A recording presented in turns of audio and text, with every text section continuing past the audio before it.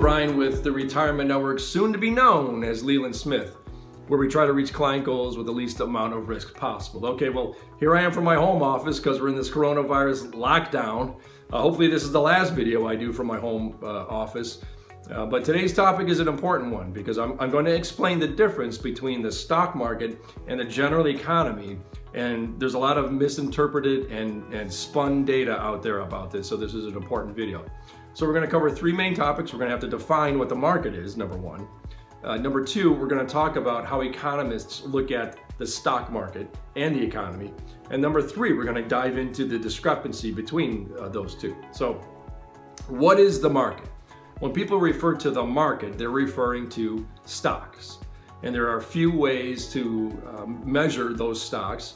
The two main indexes that people typically look at are the Dow Jones Industrial Average, which is 30 stocks, 30 blue chip stocks. Second one is the S&P 500. We actually don't really like to use either of those. We don't think they're that robust. We use a third index, which I'm not going to get into this video because it's kind of in depth, but we use a much broader index to measure the market. But for this video, we're going to refer to the market as the S&P 500. By the way, it is not easy getting on the S&P 500, and it is even harder to stay in the S&P 500. You have to be a top-level company to make it into that list.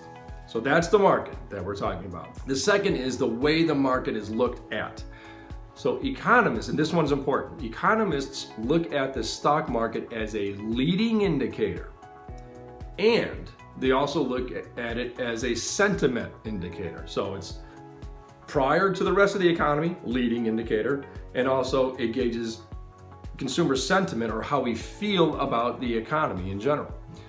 And it works both ways, by the way. So earlier this year, in late February, early March, the market came down very strongly, and we recorded our fastest bear market in history during that time frame. You know, we're seeing a different dynamic now, where it's the stock market is coming back, but the economy is showing this rough patch and this rough data. So let's talk about that part. That's the third leg of this, which is the current discrepancy.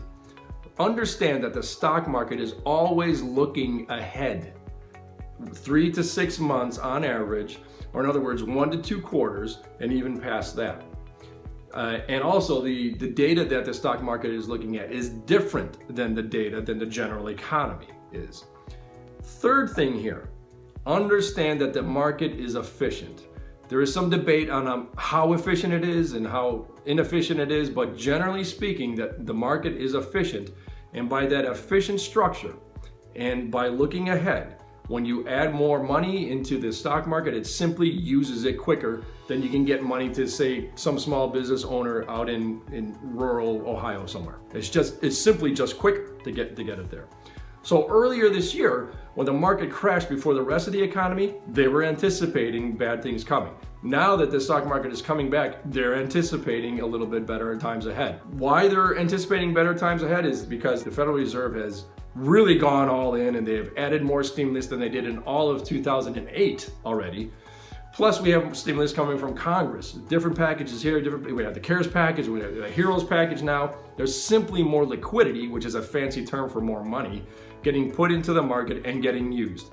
There is a ramification of this down the road. That's a different video, but just understand that. It's efficient, and the market is looking ahead, and you got more money to use. That's what's going on right now. So we hope everyone is doing okay and staying healthy. We will get through this. And keep an eye out for our video next quarter. And remember, at the Retirement Network, soon to be known as Leland Smith, we try to reach client goals with the least amount of risk possible. Thanks for watching.